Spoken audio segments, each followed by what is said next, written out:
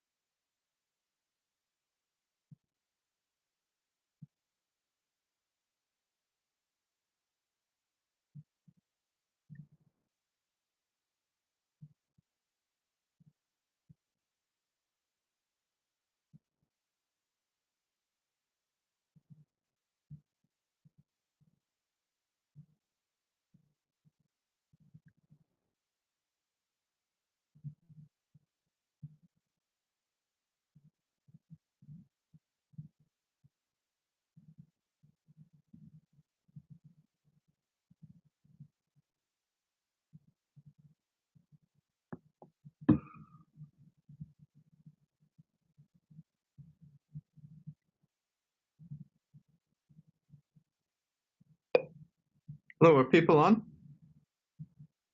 I'm on. Steve Ritz. William Oberline here.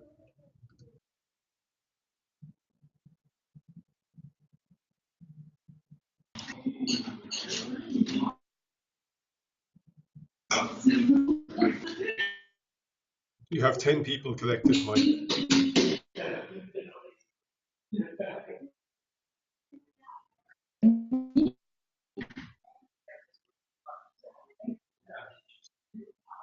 Federico, I think you're speaking, but we can't really hear you. We're hearing, not sure if the sound is going through properly. We're hearing. I can hear you now, but I have some significant connection issues right now. I'm trying to fix it by connecting now on I can my hear phone. you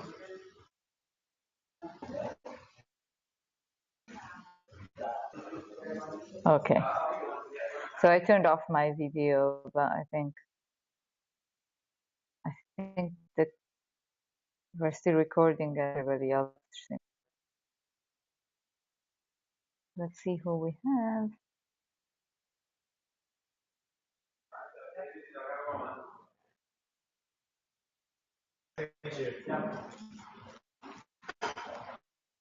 Oh, good people.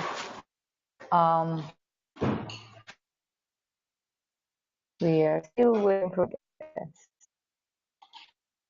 That's a mistake.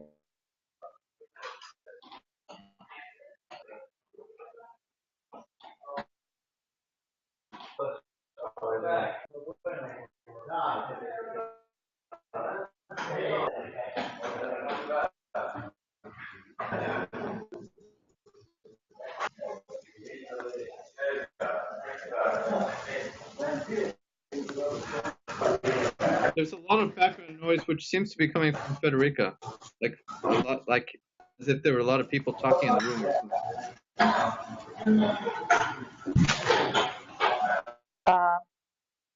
Let me then mute here and see if I can connect on my phone. I'm going to leave this on. For recording.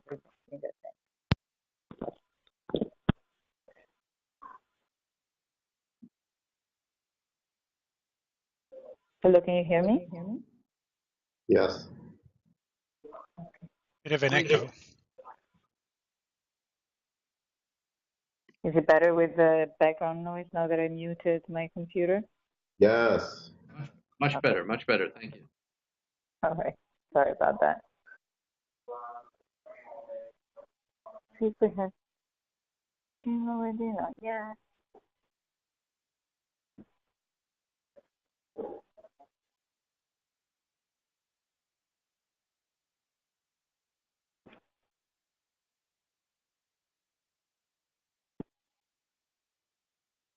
All right, I'm online. Should I just jump right in, or is there a business to take up beforehand?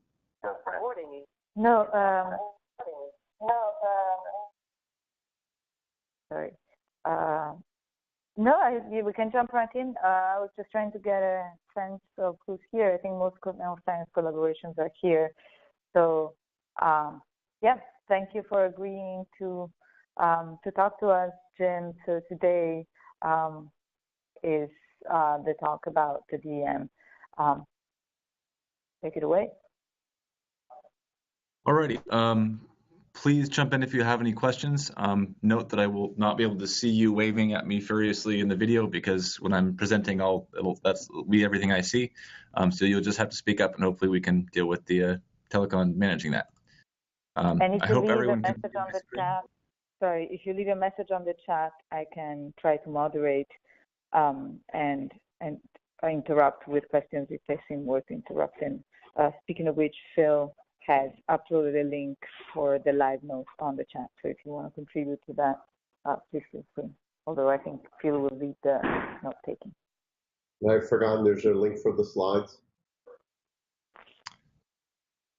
Yeah, there's a link for the slides in the email. If someone else could paste that in, please. Okay, thank you. Yes, I'll do that. And I'll upload it on slide. Okay. Hopefully everyone can see my slides through BlueJeans as well. All right, so first for some context, this is the first of 6 talks on LSST data products that are planned over the next few months. This is the pipelines and data products overview. Then there'll be Robert Lupton talking about the photometric data products. I don't think we know yet who's going to be talking about astrometry. Eric Bellum will talk about the alert stream.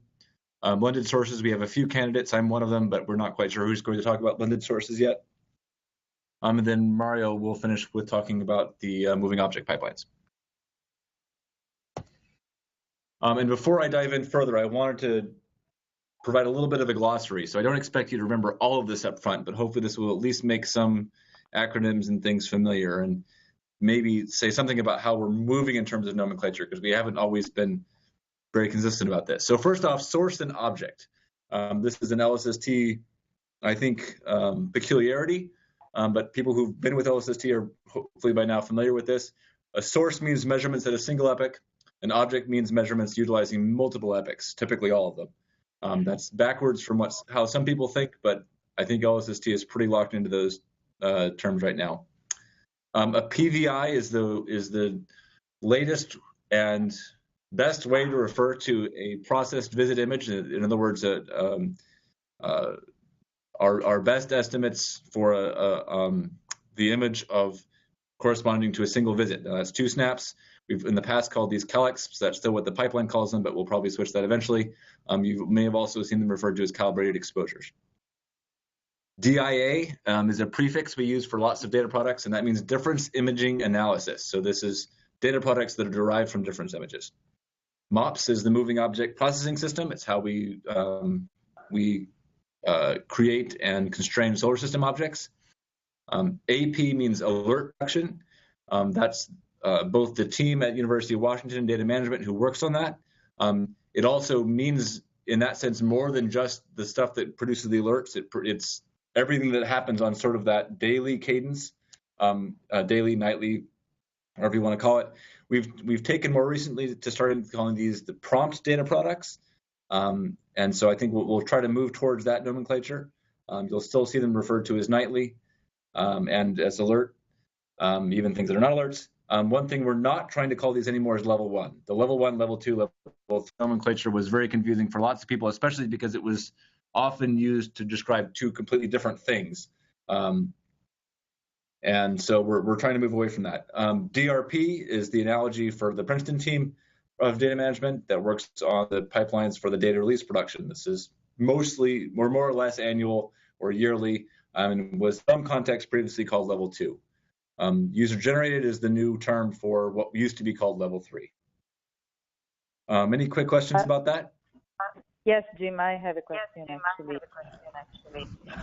The alert production includes both the things that come out 60 seconds after the image as well as things that come out on a 24-hour timeline. Is there a different nomenclature for the two products?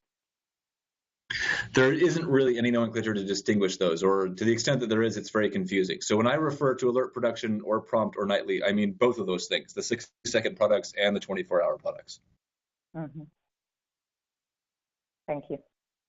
Sure. All right, so the way I'm going to go through this is a little bit unusual. I think most of our documents tend to start with the level 1, or what used to be the level 1, the prompt, the alert production stuff, and then move to data release. I'm going to start with data release and then talk about prompt sort of as a special case of that. I think that's actually an easier way to understand everything. So a data release involves all of the data sets that we will produce, all the data products. It's what you would use for static sky science, and it's what you would use for most time domain science. I think there's a lot of misconception about the idea that you would use the prompt processing for time domain science and you would use the data releases only for static sky. Data release is actually what you would use for a lot of time domain as well, and we'll see why as we get into this. The prompt is I would think of it as a pre-release version of the single epic data products from the data release. And it also involves alerts, which we of course don't do any alerts in the data release processing. Prompt is I think mostly for transient and time domain science that requires fast follow-up. Some things where you can't wait a year, either because you need to point a big telescope at it, or because you just want to get your science out fast. So here's a flow chart that's sort of a big overview of data release processing. I'm going to show you a lot of flow charts of this type, and I'm not going to step through all of them in detail. This one is the most zoomed out one, and we will eventually step through all these things in detail. But for the rest, I think I'm happy to follow up later. But if you have questions about exactly how we do something, this is probably not the presentation to try to talk about that with. So just broadly speaking, we start with raw images, calibration images, reference catalogs. We calibrate those individual images to the best of our ability. Sometimes that involves looking at multiple images at once. That produces sources, and it produces those PVI images. We then co-add those images and difference them. These are all image processing sort of operations. And in addition to producing co-adds and difference images and DIA sources, the sources derived from difference images, it also produces better masks and better sky backgrounds. So there's actually an opportunity to iterate back to the image characterization steps there. And we're not quite sure how we'll resolve that circular dependency there. It's probably sort of one step of iteration rather than n steps. After we've done the co-addition and the difference imaging, we'll do co-add processing, in which we start to produce objects and we produce DIA objects, and we then move on to multi-epic object characterization, where we improve our measurements of those objects and we do force photometry. So we'll start by zooming in on this image characterization and calibration step. So this is a zoomed in version of just that step. You can see we start from the same inputs. They're all images, the calibration images, the reference catalogs. And there are three big pipeline steps. There's bootstrap, what I'm calling bootstrap, joint cal, and in-car for image characterization. And the idea is that we start by sort of bootstrapping our best estimates of all the things about the image, the PSF, the WCS, the photometric calibration, et cetera. And that makes preliminary versions of a lot of stuff. And then we run joint cal. And joint cal is an operation in which we try to solve for a lot of those things simultaneously over overlapping images. And as many of you know, that's a much better way to constrain your photometric calibration and your astrometric calibration, et cetera. So we improve all those things, and then we put the improved versions all into image characterization. That's when we make our final version of the PVIs and the sources. And possibly we'll take some stuff from the next step, as I'd said before. So what's a PVI? A PVI is one image for every visit and sensor combination. Even though we say processed visit image, there really is one image for every sensor.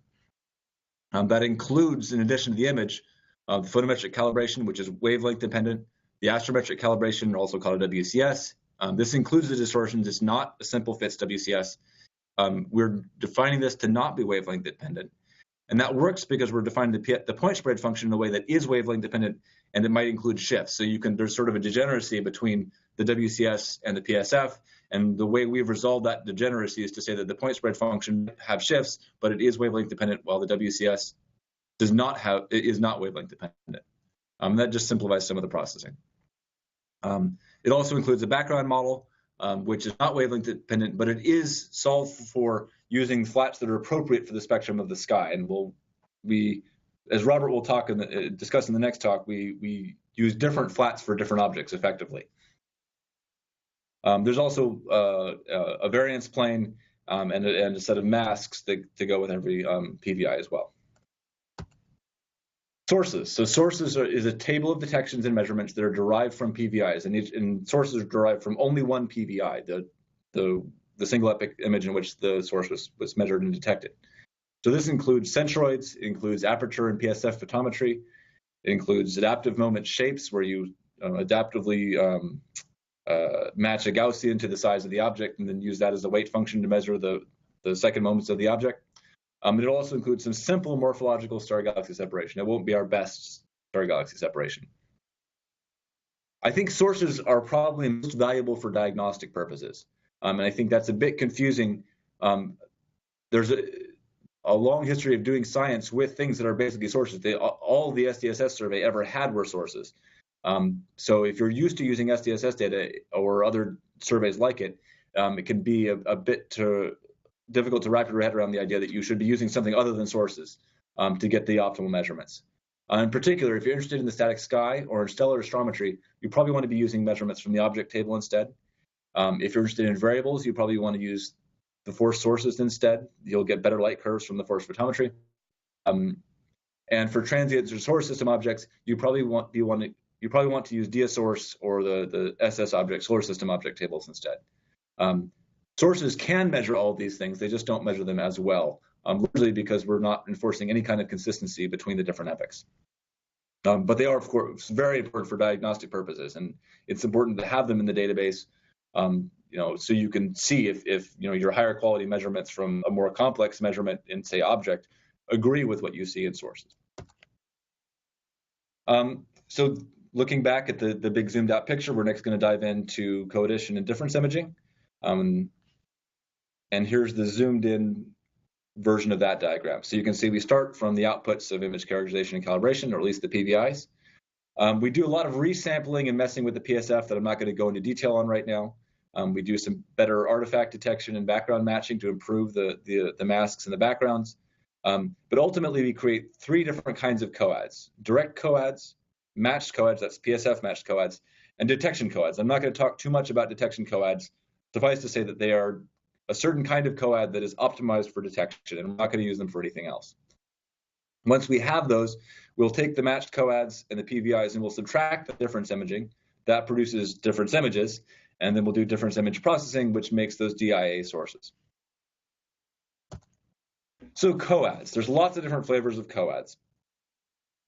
The first one, and the simplest, is what I call direct coads. In this case, we combine the warps, the images that the single epic image that we've resampled, warped onto the same coordinate system. We just combine those with no special treatment of the PSFs. That means we're adding images with different PSFs, and you have to be very careful doing that. And you can't use things like medians, but if you use a linear estimator for the pixels of the coad, this is mathematically very similar to just taking longer. If you weighted by the exposure time instead of by the variance in every image, it would be exactly equivalent to taking longer exposures, modulo tiny things like read noise. This is what we plan to use for deblending and most measurements. It's where we expect to have sort of the best image quality coads, minimizes the correlated noise, and you can determine an effective coad PSF by combining the PSF models of the individual epochs with the same weights. I realize the way I wrote that in the slides is just doesn't make any sense. So I'll update the slides after the talk, but I hope that makes sense. This is the way we're building coads right now for the HSC pipeline processing. Matched coads. So matched means PSF matched. And in this case, we convolve each of those warps with the difference kernel to match the PSF of that epoch to some constant PSF. And therefore, when we add the images, they all have the same PSF. That's useful for artifact detection and masking because you don't expect to see any differences between epochs, except for the case of actual transients and variables or garbage. And it makes it a good way to find garbage. We also will use these as the templates for difference imaging. Not because we'll use the PSFs as is, but because in difference imaging, we want to have a continuous PSF over essentially the whole sky. We also will plan to use these PSF matched coads for measurements that don't include a PSF correction. So when you think about lots of the measurements we'll see later in the object table, you'll note that a lot of them don't include an intrinsic correction for the PSF. You get different answers if you apply the measurement to images with different PSFs. That includes aperture fluxes, it includes Crohn and Petrosian photometry, it includes those second moment shapes.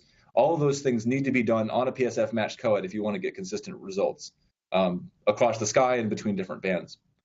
The big downside of this is that it adds considerable correlated noise. You're convolving all those images with an additional kernel, and that does two things. It moves some power. It broadens the PSF, which is a problem not because you've convolved by some kernel you don't know. Convolved by a kernel you do know, but it moves some of the power in the image out to where there's more background noise, so that the signal of objects decreases, and it adds considerable correlated noise, and that's a bit of a pain for our pipelines to deal with. There might be different flavors of PSF matched codes. You can imagine that when you build them, you have to make a decision about which images you don't include because you have to essentially convolve to the worst PSF. And only the PSF matched coads that we use as templates for difference imaging are retained. Hey, Jim, can I make one quick comment? Sure. So back to the direct thing, it's a bit of a not quite true statement to say it's mathematically the same as a longer exposure in the direct version, because it's rarely the case during a single exposure that the seeing has some completely discontinuous change, right? Mm-hmm. And you're going to get this funny superposition of good and bad PSFs. So just a little bit taking issue with point number 2 there. Yeah, I think that's fair. It's the same in how it treats the noise in the PSFs, but it's very different in terms of the actual PSFs that you're using. So can I ask a question about the match PSF? As you've described it, you're matching within a single band. In this context, there's no attempt to match PSFs from one band to another. Is that correct? I think we will certainly match PSFs from one band to another. We may also do matching just within one band. But I think for a lot of the properties of these that we care about, we need to have not just one PSF within a band everywhere in the sky. We need to have one PSF in all bands everywhere across the sky. That's certainly true, for instance, if you want to use aperture fluxes to estimate colors.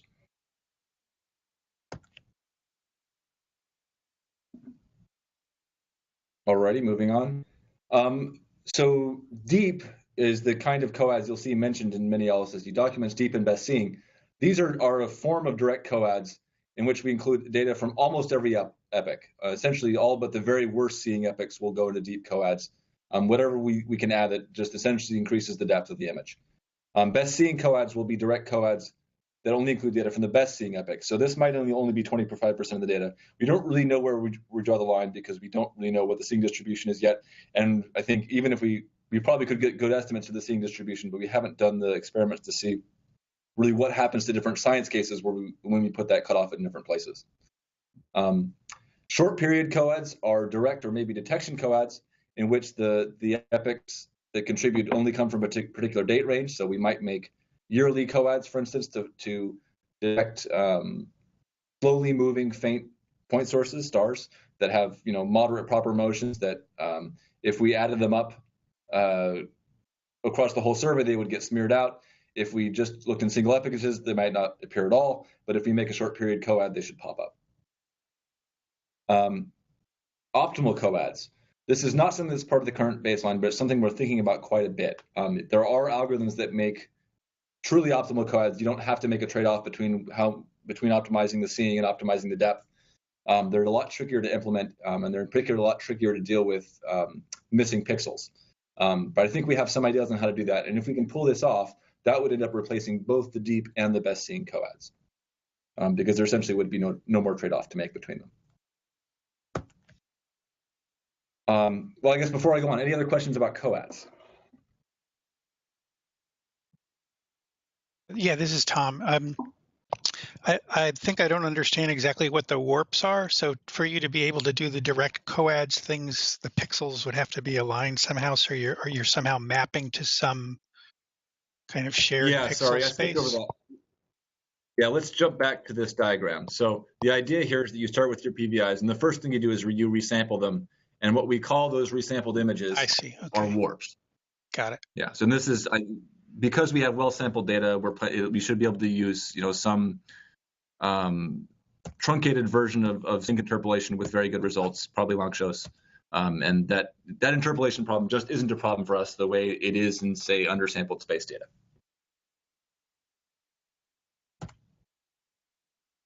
All right. DIA data products. So this is difference images. That's just the science image minus the template. The template is a coad, but it's a coad that we've warped, PSF matched, and DCR corrected to meet the properties of the science image. The difference images, we want to essentially do damage to the coad, but not do damage to the science image. And that's because we expect the coad to have much lower noise than the new science image we're looking at. And therefore, any correlated noise we have will be much smaller. We do have some ideas in mind for how to deal with that correlated noise.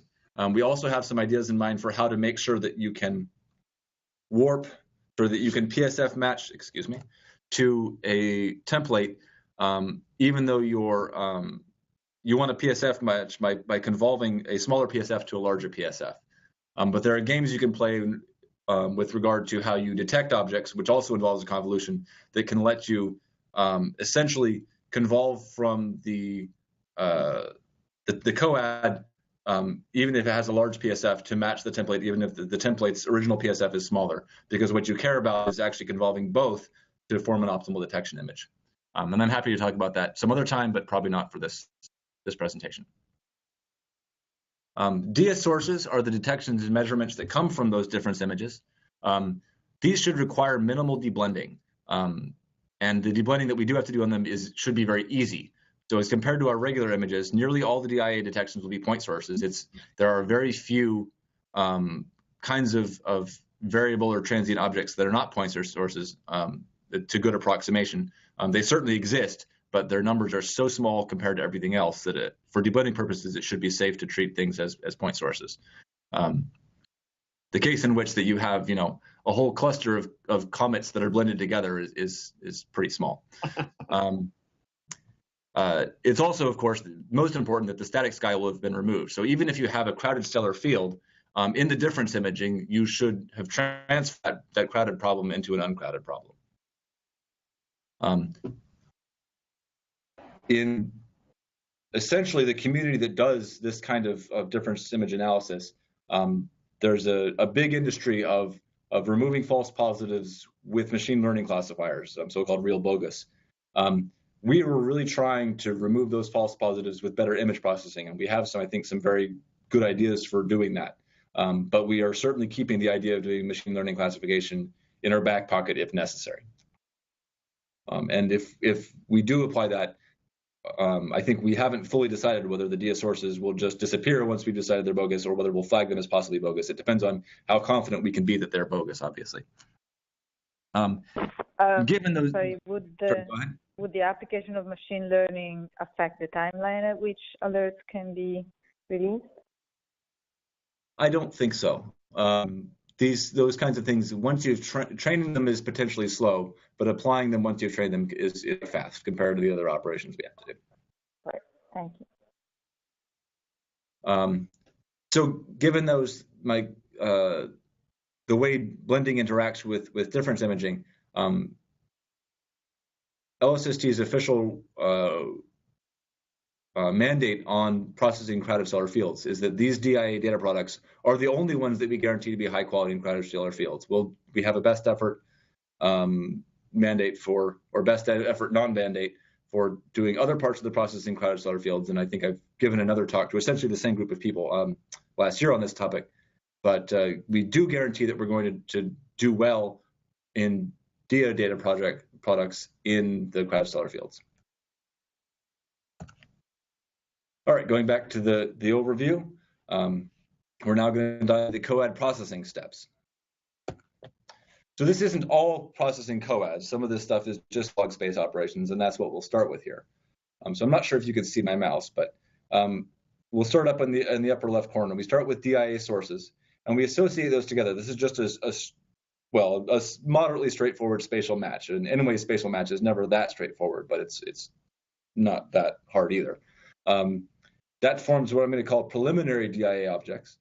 And in the meantime, we're also going to take those detection coads, we're going to detect on them, and we'll come up with what we call footprints. And together, we'll take those coad detections and the preliminary DIA objects and associate those. And what comes out of that are initial objects, in other words, the things that will turn into objects, but we just haven't measured them yet, and DIA objects, which are essentially objects that came from DIA sources and then can be directly associated with DIA sources. Now, it's not obvious in this flowchart, but the DIA objects are actually a subset of the objects. So with those other objects, and which actually includes the DIA objects, we'll deblend those on the coad. Those produce deblender outputs that we call heavy footprints. And then we'll measure on the coad, and then we'll measure both on the direct coads and on the matched coads.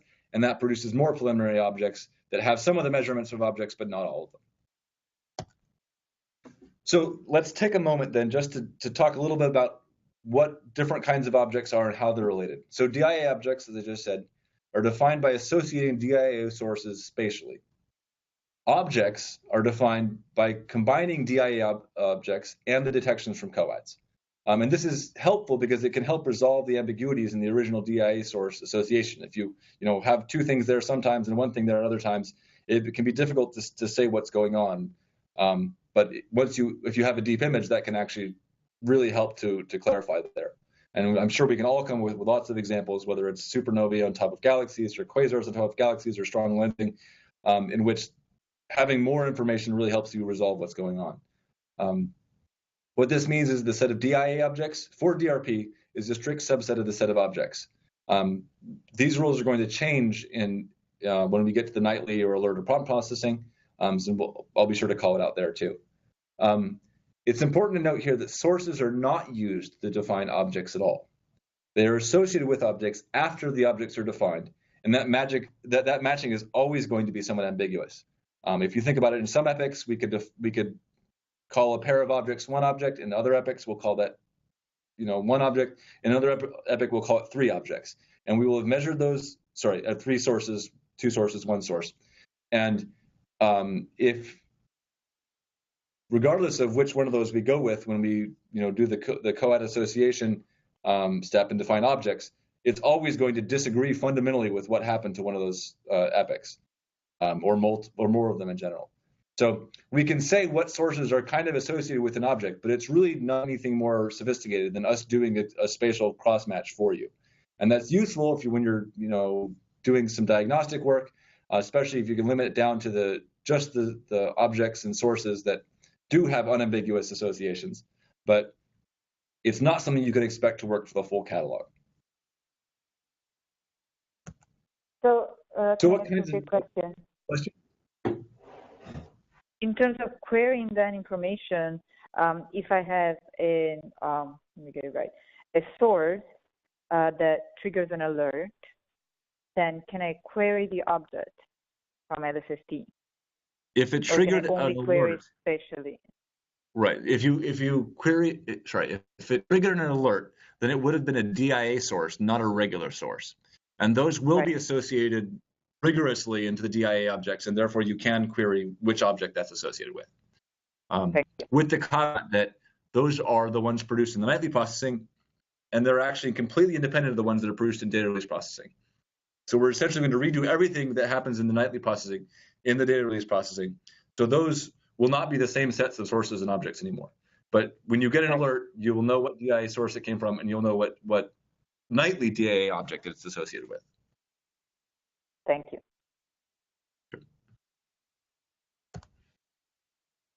COAD measurements. So this is broadly the same kinds of measurements we did on the sources with a few more added in. We're going to measure centroids. We're going to measure adaptive moment shapes. We'll do aperture photometry. We'll do Cronin and Petrosian photometry, which are specially scaled apertures for galaxy profiles. And then we'll measure what we call standard colors. And we're being intentionally vague about how you measure standard colors because this is a bit of a hard problem. It's easy to do if you're willing to degrade your images all to the same scene and do this on the PSF matched coads. We have some hopes of being able to do this with higher signal noise by fitting models, PSF convolved models to different epochs. But the main point here is that we're guaranteeing that we will produce a color measurement that is guaranteed to be consistent across bands. And that means that it may not correspond to the color of the full object, but it will correspond to the color of some well-defined or some stellar population that actually exists in the galaxy, rather than measuring one group of stars in one band and a different group of stars in another band. And all of these can be performed, or many of these can be performed on every band independently. So some of them you want to perform consistently across all bands. And I've tried to notate that here. I won't step through all the possibilities here, but you're welcome if you're to look in detail about exactly when and how we'll measure these things in the different kinds of codes. Any questions about those? All right, jumping back to the big overview page, the next step we'll jump into is this multi-epoch object characterization, which you've probably also referred to as multi-fit. The idea here is that we take those preliminary objects with some of their measurements, and we take the PVIs, and we go and fit models to all of the PVIs simultaneously for every object, all the PVIs that overlap a particular object simultaneously. And that completes our measurements of the objects. We then take those objects and go back to all those same PVIs, as well as all the difference images, and we do force photometry. And that produces force sources. And those will be our best measurements of light curves. It's, basically we're measuring photometry at fixed positions, consistent positions for every epoch. So those multi-epoch object measurements, there's two of them that we've called out. The first one is a moving point source, and this just means we're going to fit a PSF to all epochs with parameters for absolute position, proper motion, parallax, and constant per band flux. So as long as you don't have a super variable moving object, which obviously this can fit, but it won't fit perfectly, this should be the best stellar astrometry measurements we produce. And that's why people who are interested in stellar astrometry should be more interested in the object table than they are in the source table, even though you could also do stellar astrometry by matching up all the sources associated with a particular object and fitting proper motion and parallax to those positions. We're also going to do what we call restricted bulge and disk model. This is not a full bulge disk decomposition, but the idea is that we fit a PSF convolved linear combination of two galaxy profiles, an exponential profile and a Deboka alert profile. But those components will have the same ellipticity and center, which those of you who know something about galaxies know that the bulges don't typically have the same ellipticity as disks, but we also don't typically have enough information to constrain a different ellipticity. And as you'll see later, we're not quite sure this is what we use in the end, but this is a model that's been used successfully by some other surveys, particularly the CFH-TLS, and it's sort of a good default for now. And we plan to fit these independently in every band. Force photometry. So our plan is to measure aperture-corrected PSF photometry. So that's fitting with point spread function models for all objects on both PVIs and difference images. And the reason we're doing it on both PVIs and difference images is because while the difference images should be less affected by blending, the PVIs should have less noise. And the PVIs are particularly hard, actually, because when you think about it, we cannot really blend on the PVI when we're doing force photometry, right? Many of these objects will have fluxes consistent with zero. We're only detected when we combine them, when we co-add and detected objects in the co-add. But we still have to somehow deblend them from their neighbors. And our vague plan right now is that we'll have to project the deblending results from the coads somehow to the measurement image. That means changing it to the appropriate PSF, changing the coordinate system appropriately, and then allowing the actual fluxes of the neighbors and the primary object to vary, or at least allowing the relative flux of the primary object for force photometering to vary relative to its neighbors. So all of this is what's in the DPDD. I'll tell you what the DPDD is later if you don't know already, although I'm sure most of you do. But I want to take a moment now to talk about some things that are not super solid in the DPDD. Slight changes and maybe even larger changes that I think could happen between now and the end of construction. So first off, in those bulge disk models, I think we want to try to fit a single model to all the bands simultaneously. That may be in addition to the per band fits, or we might parameterize our per band differences in the joint fit. So we might say, well, we're going to fit all these models at the same time, but we'll allow the sizes to vary slightly in every band. Since the DPDD was originally written, the Dark Energy Survey has been fitting models to data from all the bands simultaneously and has been quite happy with the results. So I don't see a good reason for us to not follow their lead there. I'd also like to try to tweak the parameterization. As I mentioned, bulges really don't have the same elasticity as disks, and we'd like to relax that constraint. The problem is coming up with a parameterization that does relax that constraint without adding too many degrees of freedom. I think it's already quite difficult to fit the degrees of freedom we've already defined there. In fact, the reason we're not fitting such profiles with flexible surface indices is because it's much more stable to fit two profiles with fixed surface indices because it's a linear combination rather than how that highly nonlinear surface index parameter. So I think this is a topic of active research, and we're not quite sure how we'll solve it yet.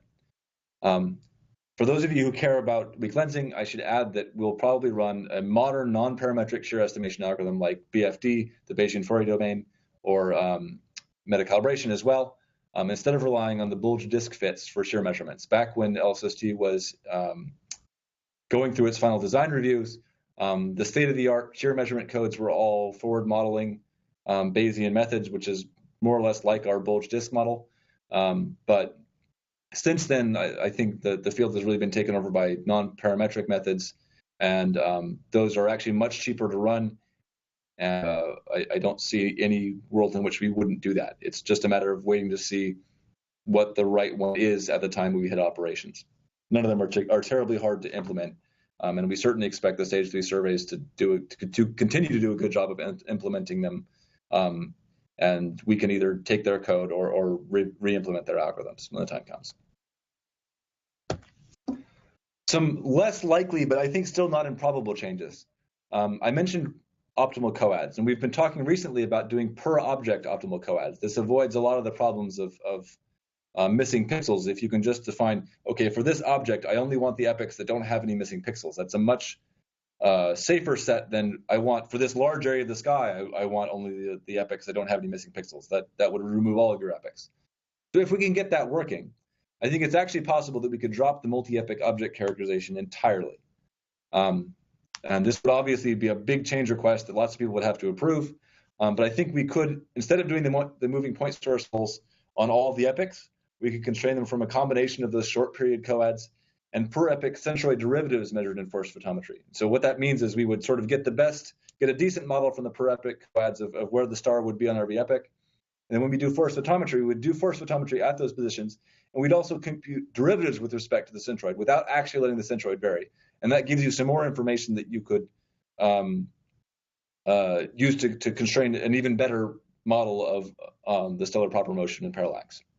The bulge disk models are quite a bit easier because the only reason we were planning to do those in multi-epoch mode before was because we weren't certain that we could make a truly optimal coed. And I think that wouldn't lose any information and wouldn't introduce any systematics. I think we're pretty close to convincing ourselves that we can do that. And if we can convince ourselves that doing that is actually easier than doing the full up multi-epoch fitting, we'll propose that we measure the bulge disk models on those per object optimal coeds. There are a few data products that I have not really called out here. In the first two cases, it's because they're, well, at least from our perspective, rather simple, and that's variability characterization. So if you look at the light curves that are derived from the force photometry, you can do some standard statistics on that and come up with a few numbers that characterize the variability that's very useful for searching on. Generally, we expect science users to do their own analysis of light curves, but some characterization that they can filter on is, of course, very useful. Photometric redshifts are things that you can derive from the colors. They're not image processing. I think we largely expect the community to do a better job of photometric redshifts than we will probably do internally, unless we just take what the community is doing best and re-implement it or take in their code and run it. I think the details of how we will do that is still a little bit unclear, but because it's nothing else we do depends on those photometric redshifts, it's something that we can kind of defer to the end of the processing, and that makes it very easy for us to use code and algorithms from the community. One thing that we do need to do a better job of defining soon, and that we're working on, is data products that describe the survey geometry, masks, completeness information. I think it's almost certain that we'll do this via some hierarchical pixelization of the sky. There's a VO standard to use heel pix for this. There's also a lot of tradition in code for doing this with HTM, and of course there are some more exotic ones that might perform better. I think if we can convince ourselves that the heel pix mock approach is not clearly worse in some way in terms of geometry or computational efficiency, then we'll probably go with that because it is sort of a developing standard. But I think we're not completely sold on that idea yet. I think no matter what we choose, we're going to ensure that our software tools that you can use to work with these data products, either because we adopt something like heel pix and mock that does have existing tools, or because we develop them ourselves. I suspect we'll develop some ourselves regardless, although we may rely more on the community if we go with heel pix. All right, that's it for data release processing. I'm about to switch to prompt processing. Do we want to have any questions about data release processing first? I had a real quick one, Jim. So Sure. You said force photometry to do variability characterization. Is that force photometry on the difference images or on the visit images, VBIs? That's a good question. I think it would not be too hard for us to do variability characterization on both, although I think that would probably end up being quite redundant. And I could imagine us doing it on both, doing some tests and figuring out, well, for the objects for which these variability classifiers are most useful, these ones, the ones from PVIs or the ones from difference images tend to produce the best results, and we'll just go with that. I think that's a good question. We should make sure that doesn't get lost, though, because I think when we essentially upscoped a little while ago to do force photometry on both because it was easier than trying to decide in advance which one we would choose. We did not think about what the impacts would be on which one we'd use for variability. Jim, quick question. Could you go back to slide 21? This is on stack fit, multi-fit. So there you look at individual images. I think this is the correct slide. You look at individual images and try to do this fit. But each image, of course, has its own particular point spread function, which is going to be different for each. And you want to use the point spread function map that you get from that image, correct? In doing this? Correct, yes. So in all of these cases, we will be taking some common, assuming we do this in multi-epoch theme mode, we will take some common model, convolve it by the different PSFs of every exposure, convert coordinate systems to the coordinate system of every exposure, scale by the photometric calibration of every exposure, and then compare to the data. Right. Thank you.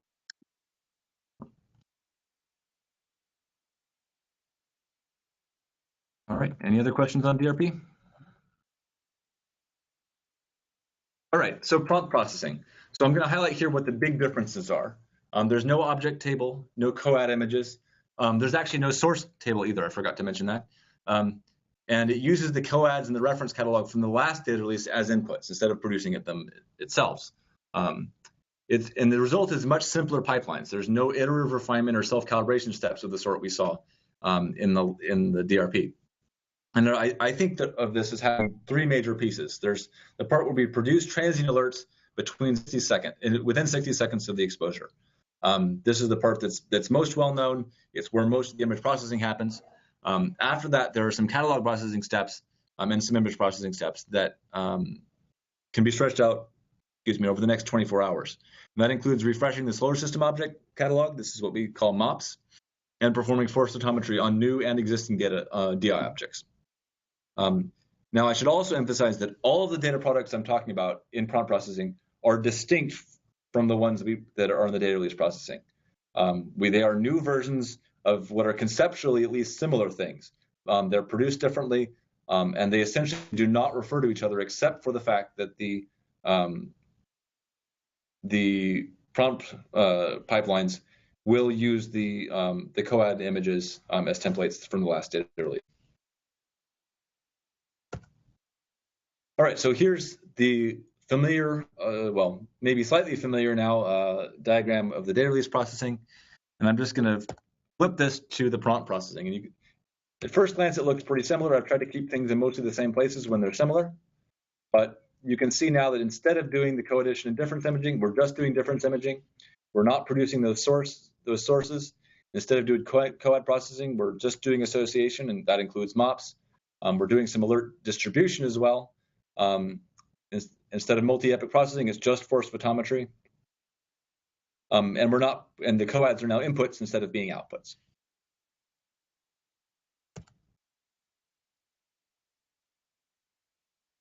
So this is zooming in again. So we're going to zoom in now on the image characterization step again. This is the one we saw before. And this is the version in the nightly processing. As you can see, it's much, much simpler. All we're doing is we're taking those raw images, calibration images, reference catalogs. We're doing single visit processing, and we're producing PVIs. All those extra steps involving cal and the later refinement of that single epoch processing have gone away. And that's what allows us to get this done in 60 seconds, one image at a time. Similarly, this is the big complex diagram for co-addition and difference imaging in DRP. The version of this for AP is much simpler. We essentially take those matched COADs that we had from DRP, we difference them against the PVIs that are coming out of the nightly processing, we produce difference images, we process those, and we get dia sources. And that gives you an idea of, I'm not going to walk through all the other pipelines in a similar way because they start to have less in common, even less in common than these ones. But that gives you an idea of how both pipelines are producing data sets that are named the same thing, but they really are not quite the same thing. We're either taking outputs from DRP to use in the alert processing, as with those COADs, or we're simply not doing refinement steps that we do in DRP, as with this missing joint cal and image characterization. And that doesn't mean that the things in alert production are necessarily worse. Essentially, in data release processing, we're starting with nothing, and we're forcing the survey to calibrate itself. But in alert processing, we're able to use the calibrations from the last data release directly. And so the new images aren't contributing to that calibration, but they're also getting those good calibrations. All right, so what are the data products that are coming out of the prompt processing? So we've got the PVIs. These are very similar to the data release PVIs, but they have less sophisticated image characterizations. And in particular, that means less sophisticated PSF models. In data release processing, we need to do very high fidelity PSF models that can be used for weak lensing. They're going to have to be spatially and wavelength dependent. The ones that we use for data release processing really only need to be good enough to do very simple calibrations to match and to centroid and then essentially match to the data release calibrations. The difference images and dia sources are even more similar to the things we produce in the data release. The data release versions might be able to do a slightly better job of masking some kinds of artifacts. We'll have, again, more iterative steps there, and they might have less noise in the templates at the start of the survey. If you think about it, when we start the survey, we'll have to get templates from somewhere, but we won't have that many compared to the new epoch. Whereas when we have a data release, we'll be able to make, we'll be able to use all the data we have at that point to make the template. And that may produce better results in data release at the beginning of the survey. By the end of the survey, that won't matter. So I don't think there's really much downside to using the difference images and dia sources from the alert processing. The dia objects are also different. In the prompt sections, these are created directly from associations of dia sources. There's no objects, there's no coad detections, so all we can do that spatial association. That means they won't benefit from that refinement with the coad detections that you can do in the data release. The force photometry in the prompt processing is only done on difference images using dia object positions. We're not going to do the force photometry on the PBIs. As I said, that involves projecting complicated deblending results from the coad down, and we don't want to do that in the prompt processing. We also, of course, can only use the dia object positions because we don't have objects in prompt. Solar system objects I really haven't talked about yet. I sort of glossed over the fact that they are included in the data release processing. They are. And the differences here is actually that not only are the ones in the nightly processing created incrementally by linking up those dia sources, they're also in the nightly processing going to be able to use other sources like the MPC. And the data release version, in contrast, is going to only use LSST inputs. And what that means is that actually in this case, the incremental nightly one is probably going to be a better, at being our best estimate of what's going on in the solar system. But the data release one has the advantage that you can do a much better job of characterizing your completeness and your selection functions because it uses only LSST data that we understand much better.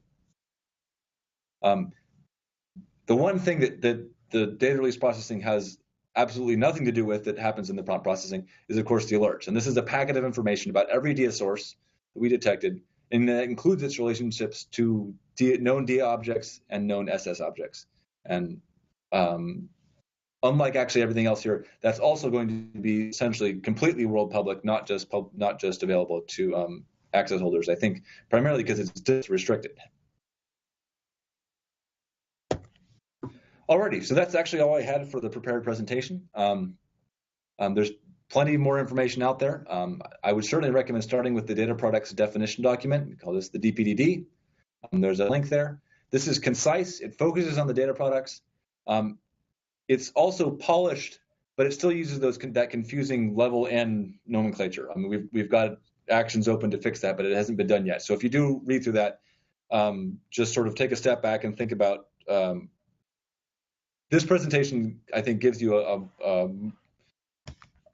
a better set of labels to use, even though there's much more detail in the DPDD.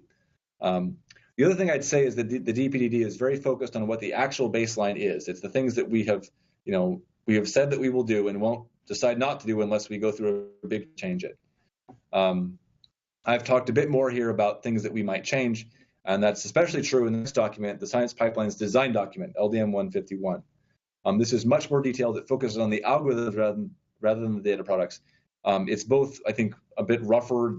It was written by many authors, and hasn't gone through that many iterations. It's also a bit more speculative.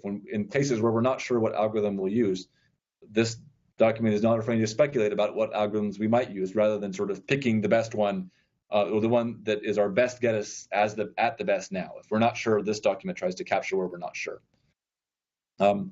There's a special piece of the community.lsst.org site that is where we encourage you to ask questions about the data products. There's a link to it right here. Several of us, including myself, monitor that for questions, and we make sure we provide good answers. And of course, there's a whole set of 5 more future talks on the details of this. And that's about it. Thanks. Thank you, Jim. This was fantastic timing and great talk. I certainly am going to need to review the slides a few times to observe it because it was a lot of stuff.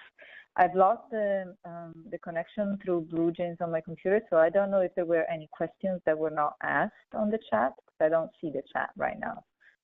Is there anything left? I will pull that up and take a look. Yeah, I just wanted a little bit of clarification. So I'm trying to understand the light curves coming out with the alert. So is the entire light curve recomputed every time a prompt dia object is imaged?